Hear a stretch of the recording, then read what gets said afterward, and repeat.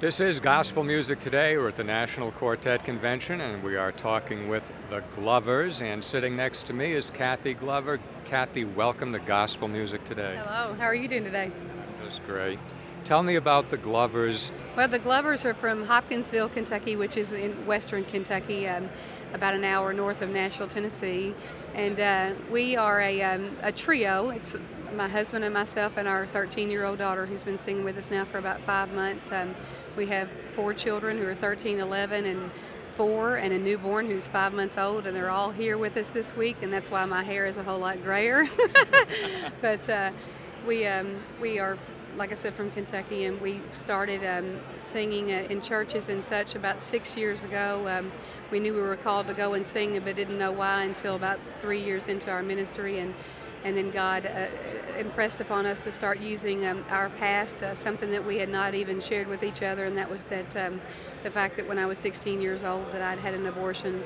It was something that I had buried for a very long time, and so I got post-abortion healing for about 9 months, and actually I had to tell my husband first, and we shared that after 9 years of marriage. We'd been married 9 years, already had 2 children in the house, and our marriage was literally falling apart. We had a lot of trouble and really didn't know why, but it was the darkness that we had in our past. And so I went to him and told him about the abortion of my past, thinking that it would end our marriage, and only to find out that he also had the same thing in his past, and it was tearing our marriage apart. But God restored our marriage, and so now we go out and we share that in all the churches, and we offer a time for in every service just about that we share it, we offer a time for people to bring something from their past that may be hindering their cause for Christ, and helping them to bring the stuff out of the darkness and get healing for that. So that's what our ministry is all about.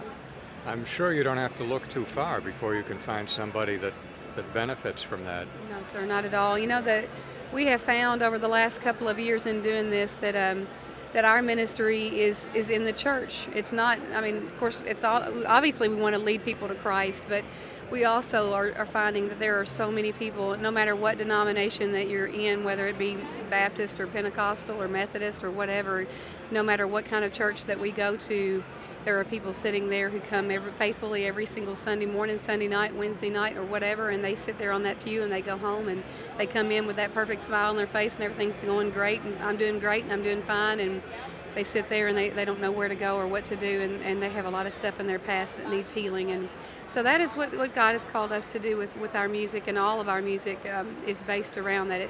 Every one of our songs has something to do with what our ministry is all about. Adam, how did you become involved in gospel singing? Well, I guess about 5 years ago we started our ministry, and we found a Southern Gospel radio station that was in our area, and I turned it on because I wanted to listen to something, uplifting. So Southern Gospel was it, and I heard groups like the old Hensons and the Magruders and the Perrys and the Freemans and those guys, and their songs just ministered to us, because it talked about real stuff and real things that are happening in our life. So I just kind of investigated into that, and the Lord spoke to us and called us out into music ministry. We didn't know really what then, but it just kind of evolved in what Kathy's sharing and using Southern Gospel music and going into the church.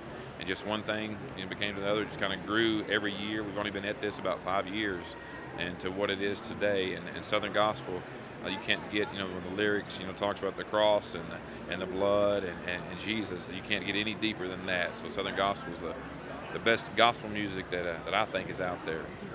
Yes. Right. You can get agreement on that.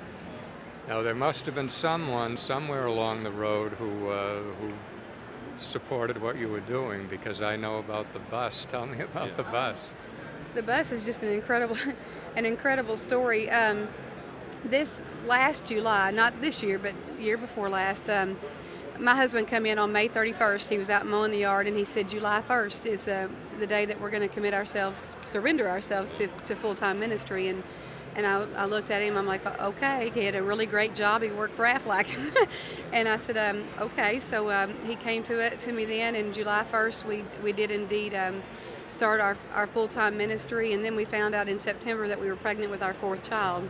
And we had an expedition, 250,000 miles on it with a trailer, and we didn't know what we were going to do. And then in October, there was a bus on what's called busforsale.com, and and he had been looking at it actually off and on for about a year and a half, just playing around with me, saying, "Oh, there's our bus." And he called this guy up one day. It had been on there a year and a half, and he called him up and he said, "Hey, what about this bus?" And the bus was actually Conway Twitty's bus, and this man had bought it from his estate 13 years ago, and after he passed away, and his family had traveled on it, and so on and so forth. Well, he was selling it, and he wanted $25,000 down, and we were like, "Well, we can't do that. We're not gonna do that." And well, anyway, 2 weeks later, this man calls my husband up on the phone, and he said, "I just wanted to see where you are on this bus." And Adam said, "Well, we can't afford it. We're not buying it."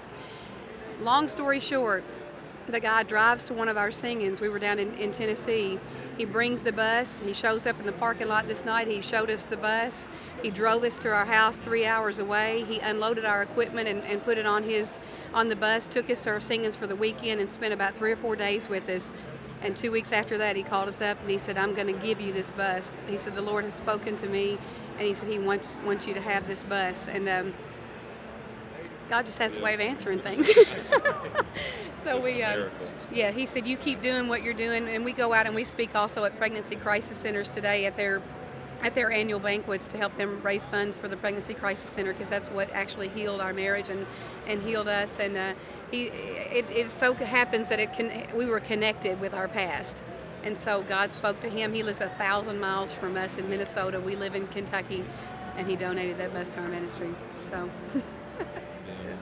That's the way it's supposed to work, and it's nice.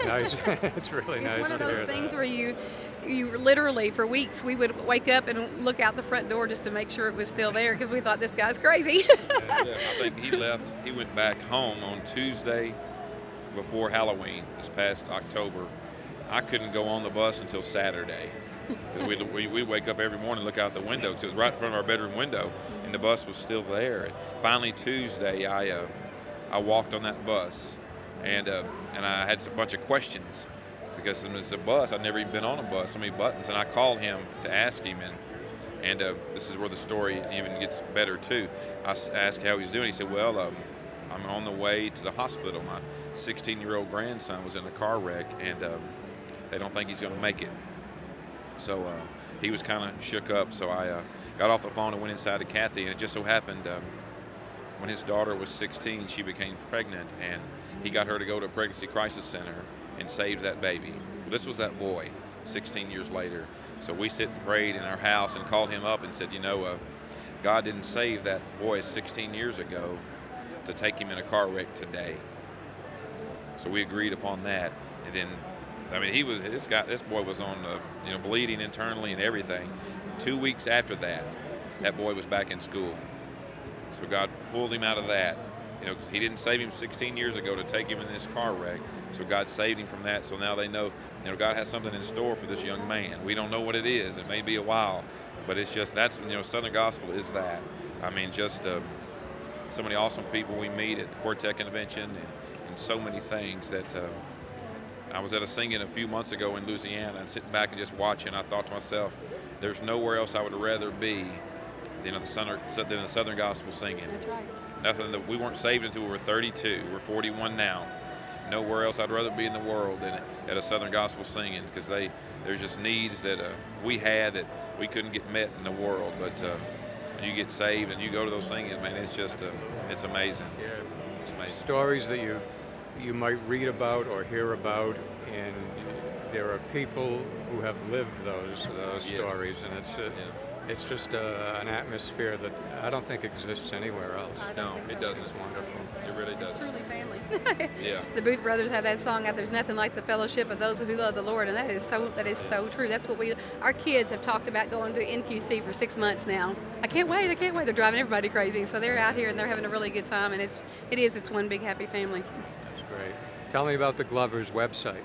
It's I can never say that. thegloversonline.com. It's THEGLOVERS online.com. Kathy and Adam, thank you very much for talking to us on Gospel Music Today. Thank you. We appreciate you having us. Now back to more Gospel Music Today.